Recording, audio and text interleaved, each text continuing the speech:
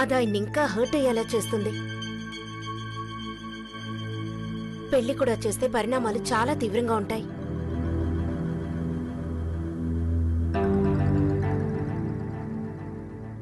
అవును, ఇప్పుడు షాల్ని తప్పు చేసింది, క్షమించండి అని అడగగలం. అప్పుడు మేము అందరం తప్పు చేసాం, క్షమించండి అని అడగడానికి కూడా ఉండదు.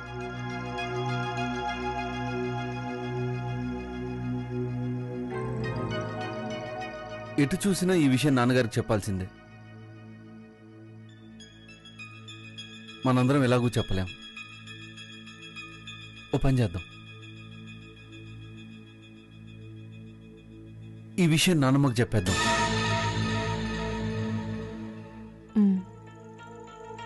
ఇప్పటిదాకా నానమ్మకి తెలియకుండా దాచాం. ఎలాగోలా నానమ్మను ఒప్పించాలి. ఆవిడ మాత్రం అంత తేలిగ్గా ఒప్పుకుంటుందా? తప్పదు, ఒప్పించాలి. కాని ఒప్పించేదెవరు?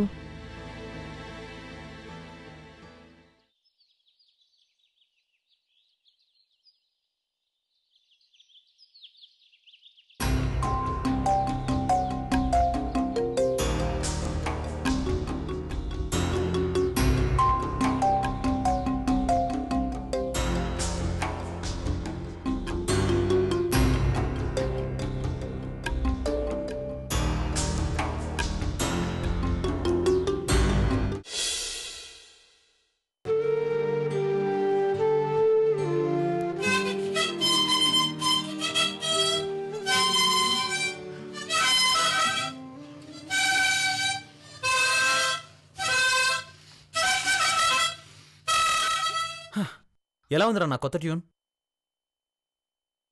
బావుంది. ఇరగదీసేసావు, పొడి చేసావు, ఇలాంటి పొగడ్తలతో అల్లాడిస్తావు అనుకున్నాను. బాగుందిరా అని ఇంత నీరసంగా అంటున్నావేంటి? చాలు. ఏమైంది షాలు? ఏమైంది షాలు? శరత్, ఇష్టమైన వాళ్ళని తలుచుకుంటే ఎందుకురా ఇంత కష్టంగా అనిపిస్తుంది? అమ్మ గుర్తుకొచ్చిందా?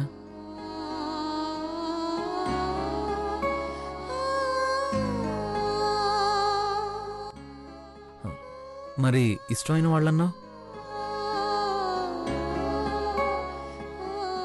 ఎవరినైనా ప్రేమించావా?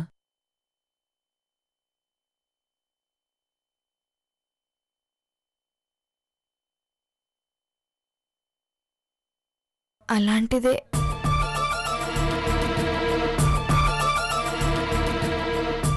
ఎవడాడు? చెప్పు, ఎవడాడు? దీపక్ అని అన్నయ్య వాళ్ళ దగ్గరకా?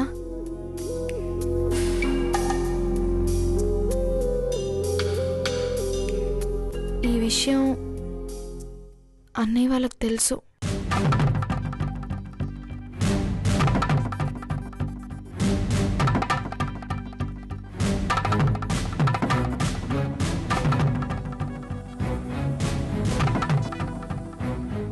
ఏమన్నారు? వాళ్ళు అనాల్సినవి అన్నారు, తిట్టాల్సినవన్నీ తిట్టారు.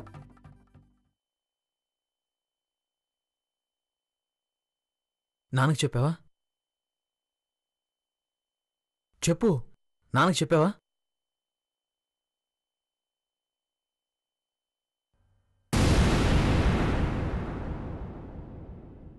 అన్నయ్య వాళ్ళే చెప్తా అన్నారు, నీకు నాన్నగారికి. నీకైతే పర్లేదురా, కానీ నాన్నను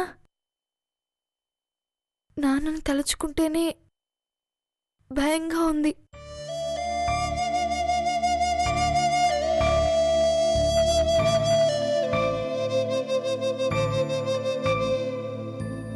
అసలు ఎవరు అతను?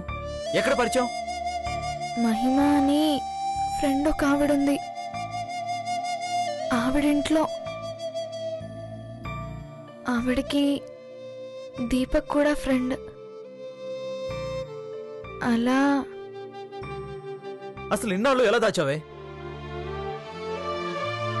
నాన్న సంగతి నీకు తెలీదా? ఎలా ఒప్పుకుంటారనుకున్నావు? మహిమ కూడా ఒప్పుకోదురా. మా ఇద్దరి విషయంలో ఏమాత్రం తేడా వచ్చినా తను ఊరుకోదు.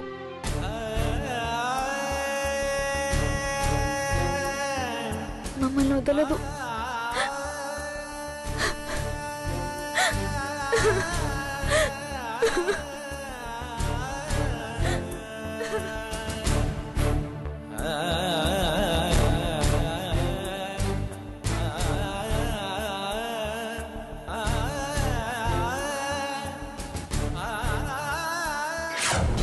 వదలను వదలను.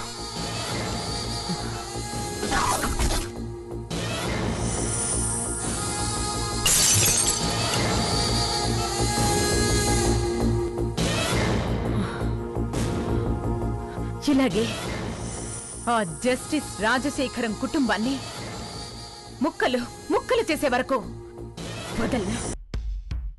ఎంత కష్టపడి ఇరికించాం. ఏం జరిగింది? అన్నయ్యలు బావ వచ్చి విడిపించుకెళ్లారు. మనం ఏం చేయగలిగాం? ఏం సాధించగలిగాం? పెళ్లి ఫిక్స్ చేయించగలిగాం. ఏంటి, పెళ్లి ఫిక్స్ చేయించింది కాక అదేదో గొప్ప విషయమైనట్టు చెబుతోంది అనుకుంటున్నావా? మహిమ మహిమ నీకర్థం కాదు ప్రకాష్. చట్టం ముందు రాజశేఖరం కుటుంబమే శాలిని దీపక్ల పెళ్లి నిశ్చయించింది. ఆ పెళ్లి రాజశేఖరం అంతానికి తొలిమెట్టు. నువ్వు అనుకుంటున్నావు బాగానే ఉంది, కానీ రాజశేఖరం ఆ పెళ్లి జరిపించొద్దు. జరిపించి తీరాలి. ఎందుకంటే ఆ పెళ్లి జరిగేదాకా సిఐ ఊరుకోడు. ఆ సిఐ పెళ్లి చేయించేదాకా మహిమ ఊరుకోదు. ఈలోగా ఆ రంగ కూడా ఊరుకోడు. మన గురించి తెలిసిన నిజాన్ని ఆ రాజశేఖరానికి చెప్తాడు.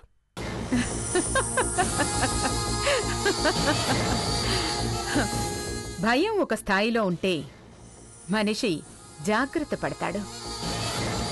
ఆ స్థాయి దాటితే చేతకనివాడవుతాడు. రంగా చేతకనివాడు. బయట పడడు, బయట పెట్టడు.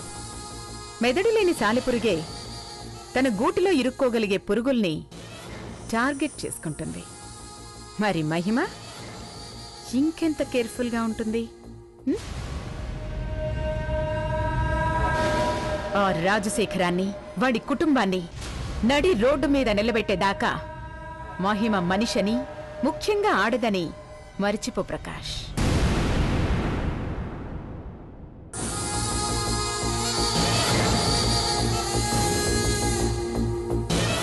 ముందు ఆ దీపక్ గాడి సంగతి చూడాలి.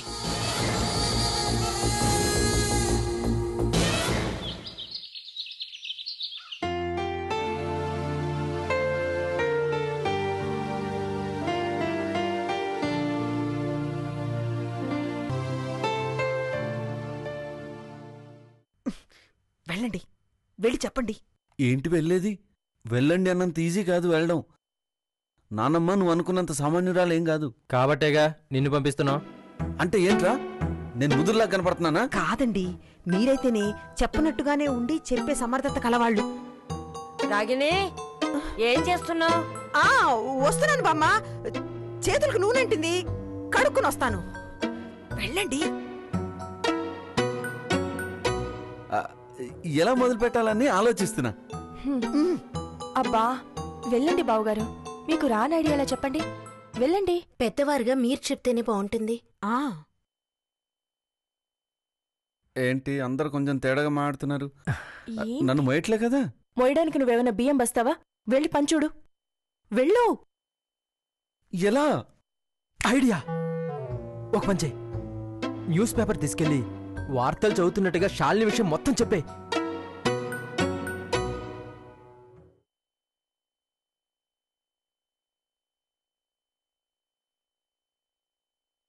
రాగిణి, వస్తున్నాను, మీరు వచ్చేయండి. వెళ్ళు. వెళ్ళండి బావగారు, వెళ్ళండి. అన్నయ్య మంచి ఐడియా. వెళ్ళండి. వెళ్ళు. అయ్యో ఇటు వెళ్ళు. వెళ్ళండి.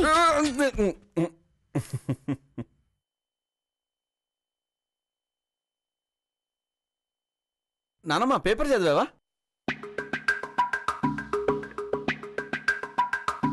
వెంకటేశ్వర స్వామి డబ్బు దొంగిలించాట. వెంకటేశ్వర స్వామి డబ్బు దొంగిలించడం ఏంట్రా?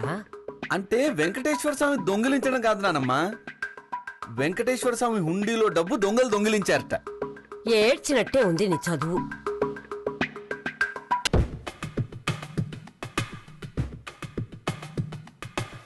అన్యాయంగా కేసులో ఇరికించి నేరం మోపి నింద వేసిన పోలీసులు, బాధపడుతున్న అన్నయ్యలు, వదిన్లు కూడా. అబ్బబ్బబ్బా, ఏమిట్రా నీ సోది? సరిగ్గా చదివితే చదువు, లేకపోతే పేపర్ నాకు ఇవ్వు, నేను చదువుతాను.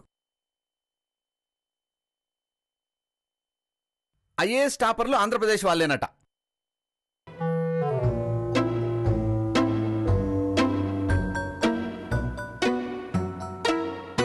అభం శుభం తెలియని పసిపిల్లని కేసులో ఇరికించిన పోలీసులు, దీని వెనక చాలా పెద్ద కుట్ర ఉందని అనుమానిస్తున్న అమ్మాయి, అన్నలు, వదిన్లు మరియు అక్క, బావ. ఇదేం న్యూస్ రా, ఇంత పెద్ద హెడ్డింగ్ ఉంది? అయినా ఈ న్యూస్ ఇందాకే చదివినట్టున్నావు. న్యూస్ ఇంట్రెస్టింగ్ గా ఉందని రెండోసారి చదివానమ్మా. ఆహా, అదేమిటో అంత ఇంట్రెస్ట్? అదే నానమ్మా, పాప మా అమ్మాయికి 17 ఏళ్ళుట. ఏదో అబ్బాయి ఫ్రెండ్లీగా పిలిస్తే వెళ్ళింది. దాన్ని వాళ్ళు అవకాశంగా వాడుకుని అమ్మాయిని కేసులో ఇరికించారు. ఆ అమ్మాయి విషయం తెలిసిన అన్నయ్యలు పాప మా అమ్మాయిని బయటికి ఎలా తీసుకురావాలని తెగ మదన పడిపోతున్నారు. అసలు ఆ అన్నయ్యలకి సిగ్గుందా? పాడు పని చేసిందని చెంప పగల కొట్టకుండా పైగా మదన పడుతున్నారని చెప్తున్నావా? అదేంటి నానమ్మా, పాప మా అమ్మాయి చిన్నది కదా.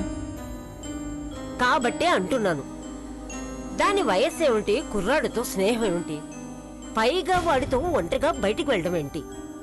నేనైతేనా దాని కాళ్ళు విరగ్గొట్టి మూలపడేసేదాన్ని. ఏది ఆ పేపర్ ఇలా ఇవ్వు, దాని ఫోటో ఉందేమో చూద్దాం. అది ఎక్కడుందో కరెక్ట్ గా చూసి తీసుకొస్తానమ్మా. ఆ? అన్నయ్య ఏమైంది? ఇదేంట్రా బాబోయ్, నానమ్మ నాన్నకి అమ్మ కదా, 1000 ఆకులు ఎక్కువే చదివింది. నా వల్ల కదరా బాబు. అమ్మో.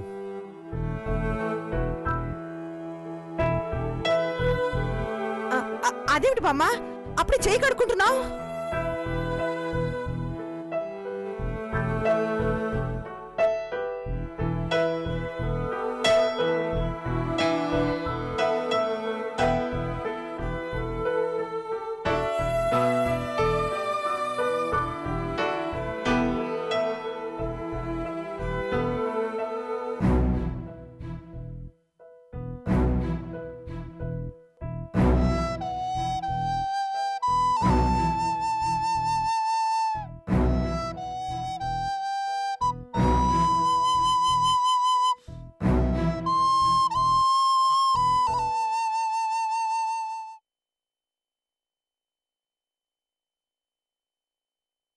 లోపలికి వెళ్ళింది.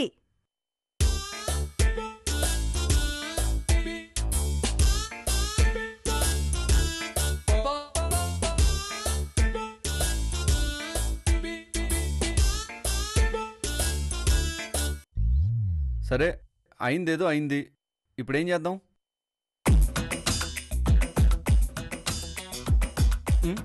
అలా చూస్తారేంట్రా?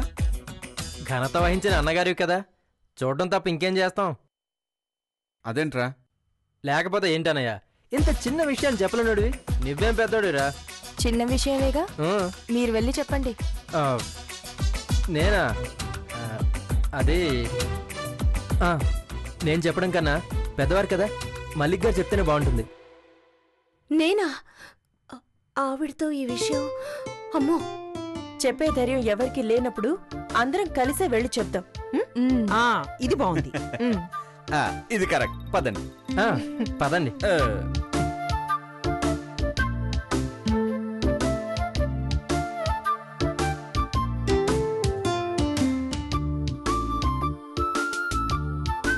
నానమ్మా, చదువుతున్నావా?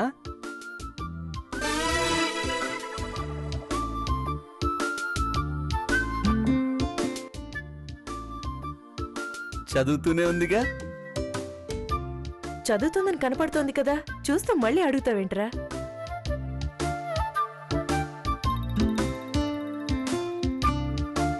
అవునక్క, చదువుతుంది. చదవటం లేదు, చూస్తున్నా. చూస్తుందంట. చెప్పండి, ఏమిటి విషయం?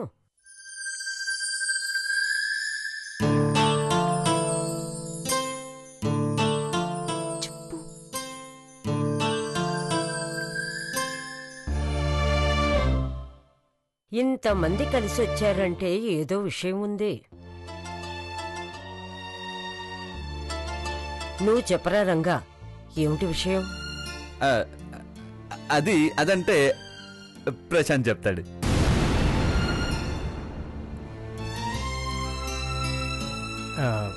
అది నానమ్మ, అసలు నీకు ముందే చెప్దాం అనుకున్నాం, కానీ సమస్యని మా స్థాయిలోనే పరిష్కరించుకుందాం అనుకోవడం వల్ల చెప్పలేదు. కానీ ఇప్పుడు మా చెయ్యి దాటిపోయింది. చెప్పరా. చిన్న తప్పు జరిగింది నానమ్మ. అది పొరపాటే కానీ తప్పు కాదు.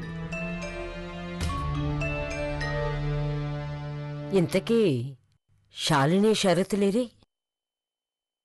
పొరపాటు జరిగింది శాలిని విషయంలోనే అమ్మమ్మ.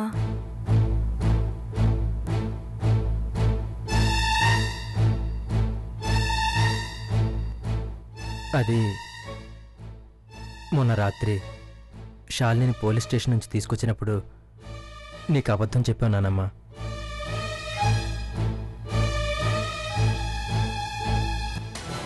శాలిని యాక్సిడెంట్ చేయలేదు. పార్టీలో వేరే అబ్బాయితో ఉన్నప్పుడు పోలీసులు అరెస్ట్ చేశారు.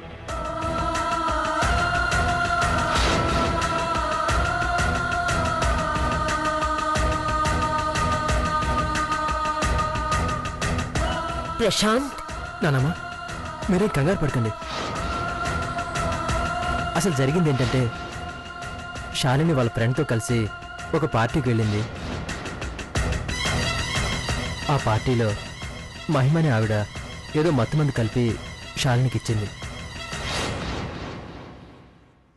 అంతలోగా పోలీసులు అక్కడికి వచ్చి తనను అరెస్ట్ చేశారు.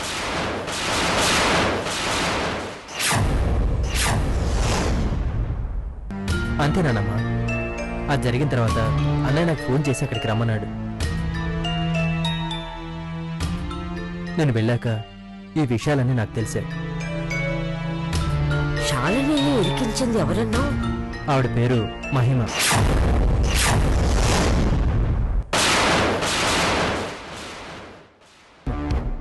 మరి దీపక్?